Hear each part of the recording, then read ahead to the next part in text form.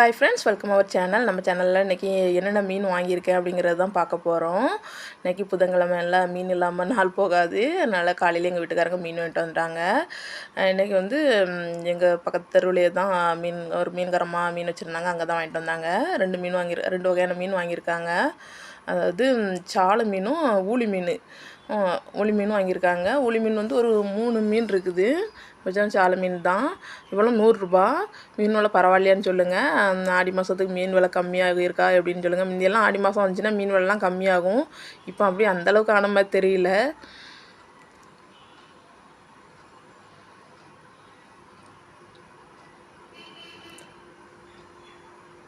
மூணு மீன் இருக்குது. சாலை மீன் நம்ம தண்ணியில் கொஞ்சம் நேரம் நம்ம ஊற போட்டு வச்சிட்டோம்னா ஒரு 10 நிமிஷம் 15 நிமிஷம் ஊற போட்டு வச்சிட்டோம்னா அதுக்கப்புறம் க்ளீன் பண்ணுறதுக்கு ஈஸியாக இருக்கும்.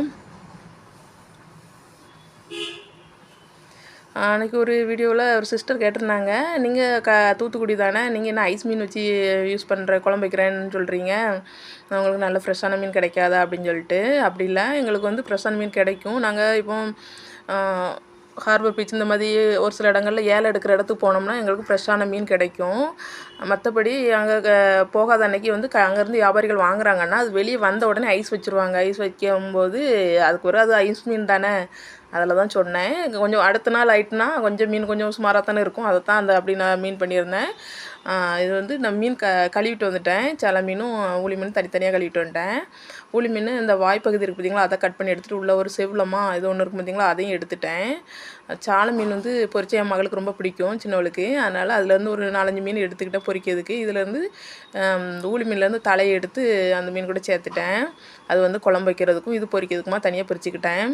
இதில் வந்து கொஞ்சமாக கல் உப்பு போட்டு வச்சுக்கலாம். நம்ம இப்போ இன்னும் மசாலாலாம் அரைச்சிட்டு வந்து கொஞ்சம் நேரம் ஆகும் பார்த்திங்களா, அதனால் கல் உப்பு போட்டு வச்சிட்டோம்னா மீன் நல்லாயிருக்கும், கெட்டு போகாது அப்படிம்பாங்க. அதனால் கல் உப்பு போட்டு வச்சிட்டேன். அப்புறம் வந்து நிறைய மீன் கழுவுற வீடியோ, குழம்புக்கிற வீடியோலாம் போட்டாச்சு. அதனால தான் அதெல்லாம் வீடியோவில் காட்டலை. இது பொரிக்கிறதுக்கு மசாலா வந்து போட்டேன். இது வந்து வத்தல் பொடி, மஞ்சள் பொடி, குழம்பு மிளகாய் தூள் சேர்த்து கொஞ்சமாக உப்பு போட்டுக்கணும். அப்புறம் லைட்டாக நல்லெண்ணெய் சேர்த்து நல்லா மிக்ஸ் பண்ணி வச்சுட்டு ஒரு 10 நிமிஷம் கழித்து பொரித்தோம்னா அப்படியே மசாலா உதிராமல் அழகாக வரும்.